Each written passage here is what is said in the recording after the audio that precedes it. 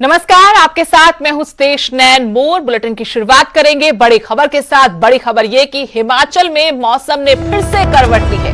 राजधानी शिमला में हल्की बर्फबारी हुई, आसमान में काले बादल छा गए और तापमान में गिरावट दर्ज की गई। सैलानियों के लिए यह बड़ी सौगात है। वहीं पर्यटन कारोबारी भी इस बर्फबारी से, मौसम के बदले मिजाज से काफी खुश नजर आ रहे हैं। बड़ी खबर आपको बता रहे कैसे एक बार फिर से राजधानी शिमला में मौसम खुशनुमा हुआ है, मौसम बदला है।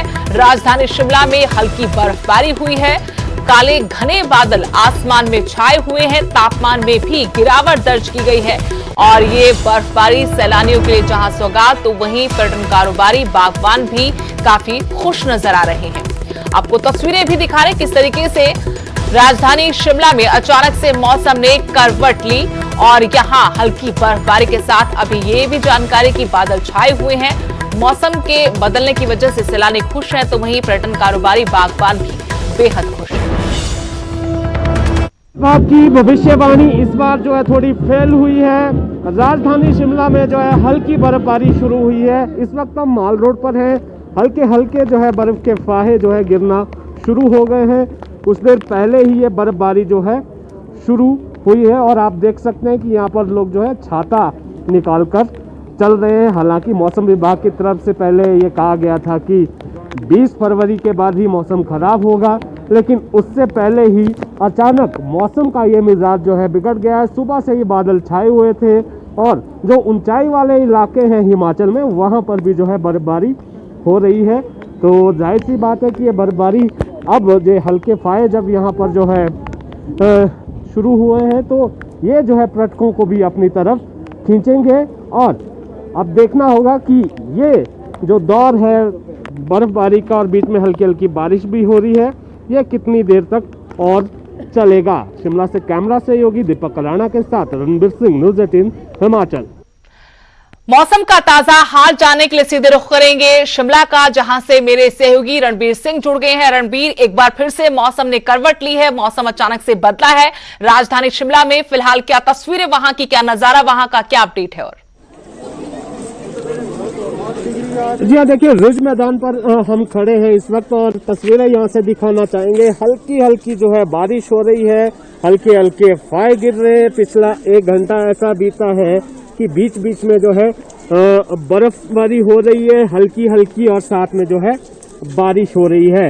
हालांकि मौसम विभाग का जो पूर्वानुमान था उसके अनुसार जो है 20 फरवरी को के बाद ही मौसम जो बताया गया था, लेकिन यहाँ पर देखिए अभी की जो ताज़ा अपडेट है, जो मौसम विभाग की तरफ से ये कहा गया है कि जो हिमाचल के कुछ एक जिले हैं जिसमें शिमला के अलावा सोलन, सिरमौर, कुल्लू, मंडी, कांगड़ा, चंबा, लाहौल स्पीति और किन्नौर, यहाँ पर जो है बारिश होगी और जो अत्यधिक ऊंचाई वाले इलाके हैं वहाँ पर जो है बर्फ पड़ेगी। तो यहाँ जो है बीच बीच में अभी भी जो है शायद कैमरा की नजर से नजर ना आए, लेकिन यहाँ पर बर्फ के जो हल्के हल्के फाये जो है गिर रहे हैं। तापमान बेहद नीचे चला गया है, 10 डिग्री से नीचे अभी जो है तापमान है। और ये उम्मीद जो है किसी ने नहीं जताई थी। हालांकि मौसम विभाग ये कह रहा था कि 20 फरवरी के बाद ही जो है बर्फबारी की संभावना है, लेकिन यहाँ पर जो है अचानक से मिजाज बिगड़ा है। सुबह से जो है बादल घिरे थे, लेकिन किसी ने ऐसा सोचा नहीं था कि शाम होते होते जो इतनी तस्वीरें यहाँ से निकल कर आएंगी। तो कुल मिलाकर बेहद सुहावना ये मौसम है, हर लिहाज से, पर्यटन के लिहाज से, किसानी बागवानी के लिहाज से। और यहाँ पर आप देखिए रिज मैदान पर किस तरह की तस्वीरें, छाते निकल कर आए हैं। हालांकि सुबह के समय जो लोग घरों से निकले थे वो जो है छाता लेकर नहीं आए थे, लेकिन टूरिस्ट आप यहाँ पर देख सकते हैं कि टूरिस्ट इस मौसम का जो है लुत्फ उठाते हुए यहाँ पर नजर आ रहे हैं। और ये जो जी रणबीर, शुक्रिया तमाम जानकारी के लिए, तस्वीरें दिखाने के लिए। राजधानी शिमला में अचानक से आज मौसम ने करवट ली और वहां अभी भी बर्फ के फाहे गिर रहे हैं और हल्की बारिश भी वहां हो रही है। इसकी वजह से पर्यटन कारोबारी तो खुश हैं ही, साथ ही जो सैलानी वहां गए थे उनमें भी खुशी की लहर जरूर है। खबरों में आगे बढ़ते हैं। पीएम मोदी ने एक बार फिर कृषि कानूनों को किसानों के लिए फायदेमंद करार दिया और कानून को लेकर सियासत कर रहे लोगों पर भी निशाना साधा। जो नए कृषि सुधार किए गए हैं, इनका लाभ भी छोटे और सीमांत किसानों को सबसे अधिक होगा।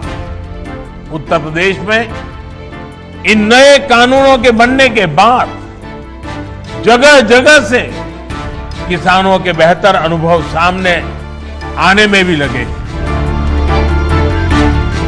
मौका था यूपी के बहराइच में महाराजा सुहेलदेव के स्मारक का शिलान्यास करने का, लेकिन प्रधानमंत्री ने इस मौके पर भी किसानों को समझाने का काम किया।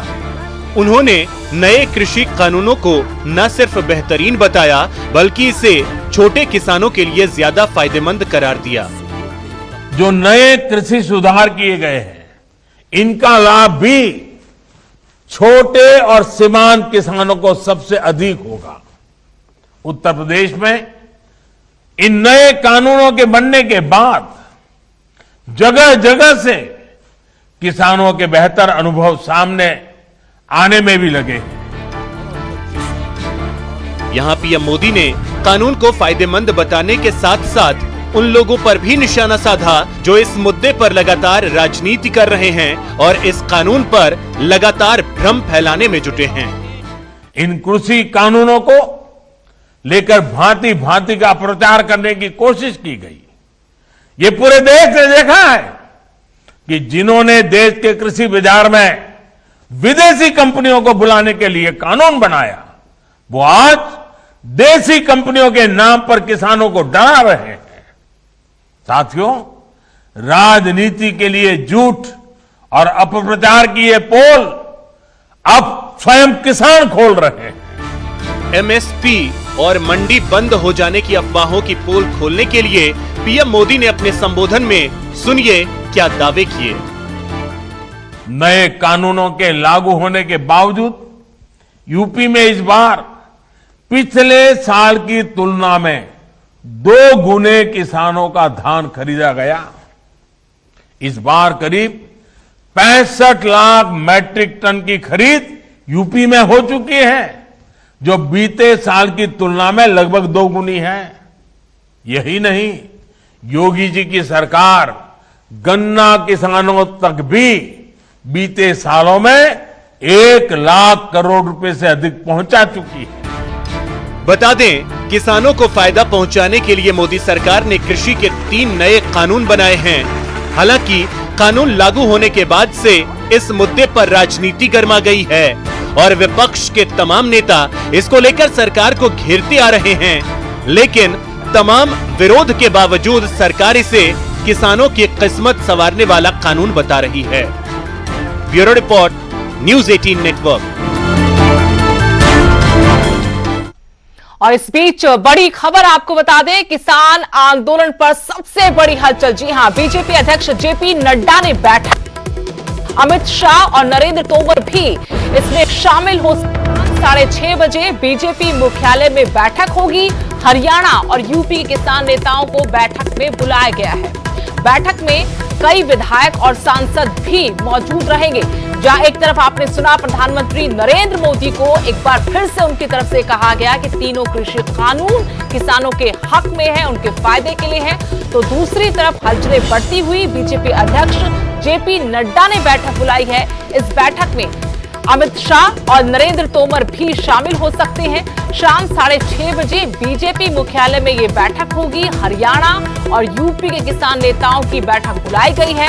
इस बैठक में कई विधायक और सांसद भी मौजूद रहेंगे। तो एक तरफ जहां प्रधानमंत्री नरेंद्र मोदी बार बार ये कह रहे हैं कि तीनों कृषि कानून किसानों के हित में है, उनके फायदे के लिए है, वहीं दूसरी तरफ पार्टी की तरफ से बड़ी कोशिश की गई। बीजेपी अध्यक्ष जेपी नड्डा ने अब बैठक बुलाई है। अमित शाह और नरेंद्र तोमर, ये दोनों बड़े चेहरे कैबिनेट के, वो इस बैठक में शामिल हो सकते हैं। शाम 6:30 बजे बीजेपी मुख्यालय में ये बैठक होगी। हरियाणा और उत्तर प्रदेश के किसान नेताओं की बैठक है। इस बैठक के बारे में और जानकारी ये मिल पाई है कि कई विधायक और सांसद भी इस बैठक में मौजूद रहेंगे। यानी किसानों को साधने के लिए अब अगले स्तर पर जाकर रणनीति बनाई जा रही है। ये बड़ी बैठक और बड़ा कदम आप सरकार का कह सकते हैं।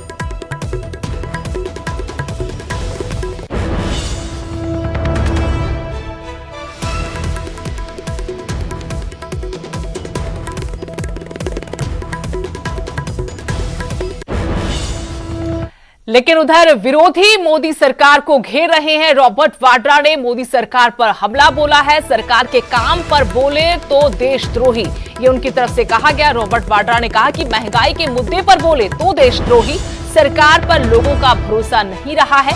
एक दिशा को गिरफ्तार करो और दिशा खड़ी हो जाएगी। आवाज उठाने वाले देशद्रोही नहीं है। ये रॉबर्ट वाड्रा की तरफ से सरकार पर बड़ा जुबानी हमला किया गया कि महंगाई के मुद्दे पर आवाज उठाने वालों को देशद्रोही कह दिया जाता है। सरकार के काम पर अगर बोले तो वो देशद्रोही कह दिए जाते हैं।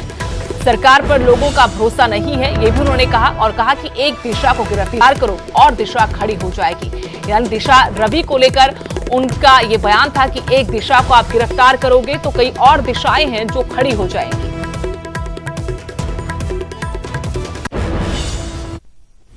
टूलकिट मामले पर पूरे देश में सियासी घमासान मचा हुआ है।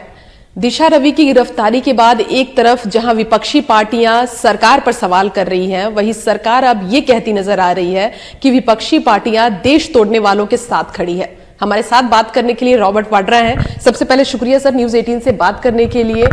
किस तरह आप इस पूरे मामले को देखते हैं? 21 साल की एक लड़की, उसको जिस तरह से उसकी गिरफ्तारी हुई है, जिस तरह से ये पूरा मामला सामने आया है, सरकार ये कह रही है कि देश को तोड़ने की साजिश की जा रही है। बिल्कुल नहीं।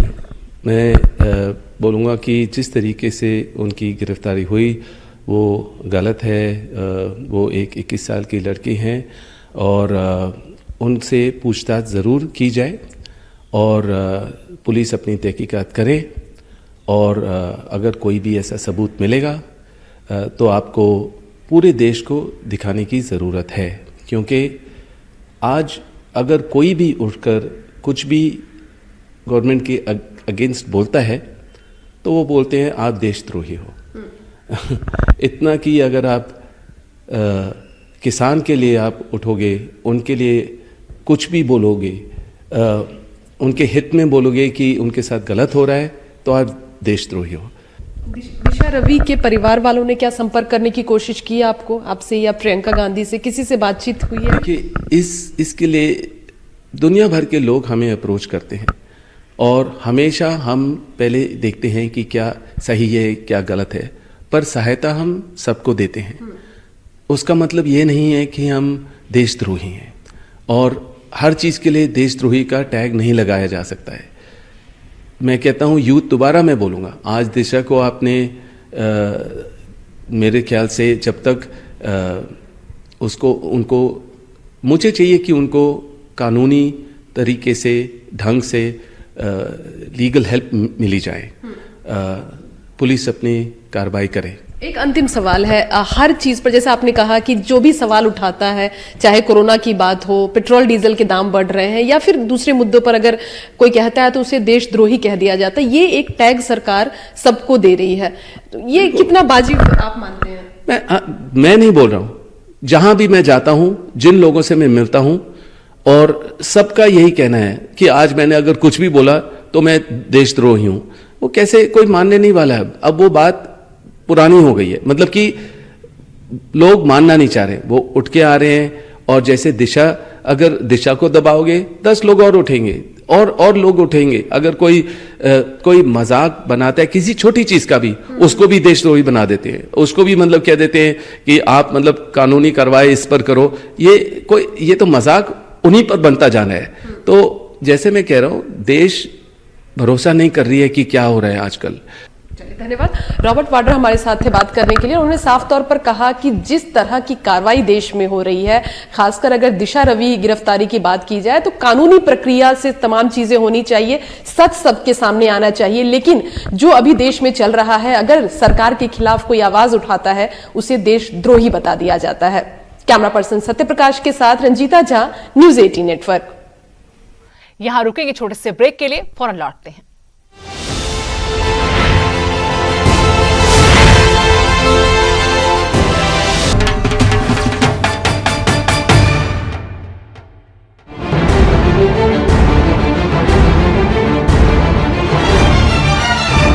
ब्रेक के बाद आपका स्वागत है। बड़ी खबर आपको बता दें, रोहतक में किसान नेताओं ने आज हुंकार भरी, छोटू राम को श्रद्धांजलि दी और सरकार को निशाने पर लिया। एमएसपी पर कानून नहीं, गोदाम बनाने शुरू कर दिए। ये राकेश टिकैत किसान नेता की तरफ से कहा कि देश में इंसान ही नहीं जानवर भी भूखे मरेंगे। देश भर में पंचायतें होंगी, बंगाल भी जाएंगे। किसान नेता बलबीर सिंह राजेवाल का भी बयान आया है, कहा कि देश में आर्थिक आजादी अभी बाकी है। पूरी दुनिया की निगाहें हमारे आंदोलन पर है।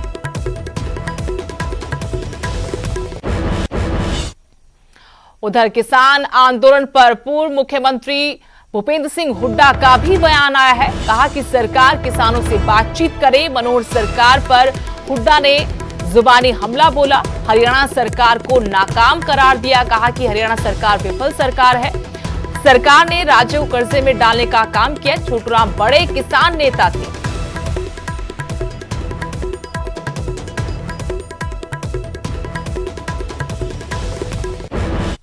आज चौधरी छोटूराम की जयंती है और जो ये मार्केटिंग बनी है मंडियाँ, ये चौधरी छोटूराम ने बनाई थी। वो किसान नेता थे।